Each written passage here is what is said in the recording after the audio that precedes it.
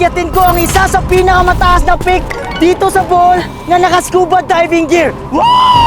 This is the craziest, weirdest, and most insane na content na ginawa ko. Dahil alam ko, ngayon pa lang kayo nakakita na umakyat ng bundok suot ang scuba diving gear. Hindi ako baliw. Matalino lang talaga ako. I want to let you know that I'm not crazy. Karaniwan sa mga umaakyat ng bundok, suot ang sapatos na pang-hike at damit na pang-adventure. Pero dahil si Amigo the Beast ako, gumawa ako ng kakaiba na bago pa lang sa inyong mga mata. Sir, sa ilang years mo na nagtutour guide dito, meron ka na bang nakitang nakasuot ng ganito? Wala pa, ikaw pa lang. Sa tingin ko, napabaliw ka na. Ganun talaga. Kapag gusto mo maging content creator, you need to be weird and crazy sa mga ginagawa mo. Dahil kapag ito'y maging successful, Tangin na, genius ka na nun. Comment down below kung meron na kayo nakakitang ganitong challenge. Dahil kapag meron, screenshot nyo at i-comment dahil bibigyan ko kayo ng 5,000 Gcash. Bawal AI, dapat yung totoo, real. Alam ko yun na AI at hindi kasi editor ako. bago ko sinimulan, nag-stretching muna ako dahil hindi biro ang aking gagawin. Simulan na natin ang ating kagaguhan. Ngayon pa lang, nagsisisi na ako. Kakasimula ko pa lang, sinubok na ako agad sa dinadaanan ko dahil sa suot ko na fins na para bang isda na pumunta sa lupa. Wala nag-utos, kaya patuloy. Pahinga muna tayo. Iniwan mo na yung guest mo. Sera, ako na lang sir, gamay. Ang bundok na aakyatin ko ay tinatawag na Alicia Panoramic, matatagpuan sa bayan ng Alicia, Bohol. Isa ito sa mga lugar na nagbibigay ng 360-degree na tanawin ng mga burol, kabundukan at maging bahagi ng Chocolate Hills. Kuya Jack, ilang kilometro or ilang oras bago makarating sa dulo? Based on my research, mula base hanggang summit, mga 2.5 kilometro pa. Pero sa suot mong yan, para kang tanga.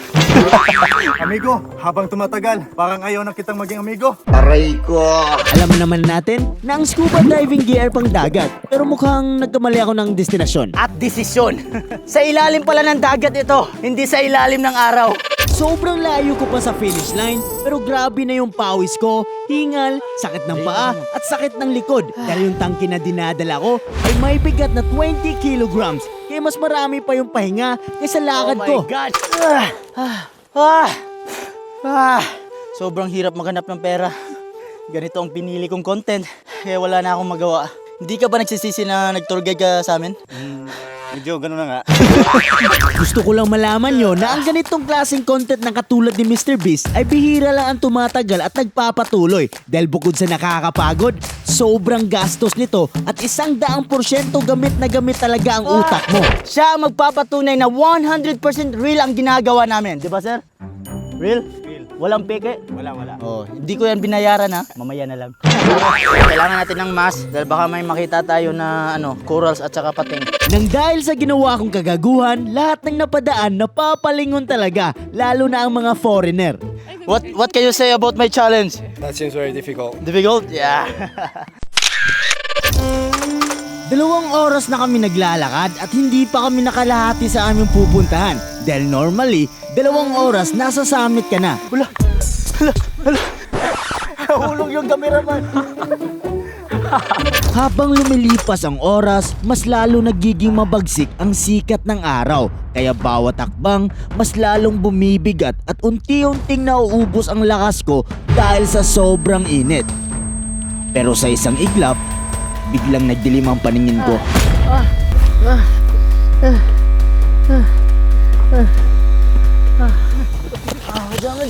Paano ko may app na pwede kang kumita habang nanonood sa vlog ko? Eto ang Winzir. Ang daming laro na pwede kang kumita. Katulad dito sa color game. Pusta tayo ng 5,000 pesos sa pula. Roll the dice, and here we... Boom! Paldo! At sobrang safe kapag ikaw'y mag-cash in at cash out dahil ang Winzir ay licensed Pagcor. Nasa comment section ng link. Maglaro kung gusto mo pumaldo. Nahihilo na ako. Surrender na ka? Kaya mo pa? Wait sa. Hindi pwede mo surrender ko. Wait lang, pahinga muna tayo saglit, okay? Yeah.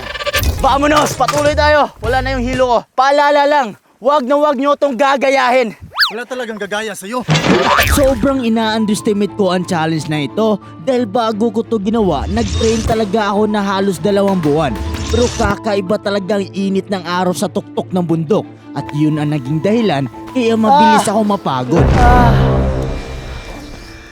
Bumida ko. Ito ang dahilan bakit ako nagpapatuloy pa rin. Sa oras na to, sobrang lakas na ng tibok ng puso ko at lahat ng bahagi ng katawan ko nanghihina na kaya nahimatay na naman ako ulit. Ayaw ko na. Parang surrender na ako. Hindi biro ang aking ginawa pero hindi ako pwedeng sumuko dahil konting-konti na lang talaga matatapos ko na ang challenge. At syempre gusto ko lang magpasalamat sa aking team dahil kung hindi dahil sa kanila, hindi ito magiging posible. Hindi lahat ng laban kailangang madali. Minsan, kailangan mong pahirapan ang sarili mo para patunayan kung hanggang saan ka aabot. Life is too short, kaya gagawa ka ng mga stupido. Gusto ko lang i-shoutout ang aking kuya. Isa siyang scuba diver instructor, pero weak shit siya dahil sa dagat lang siya. Ako sa tuktok ng bundok.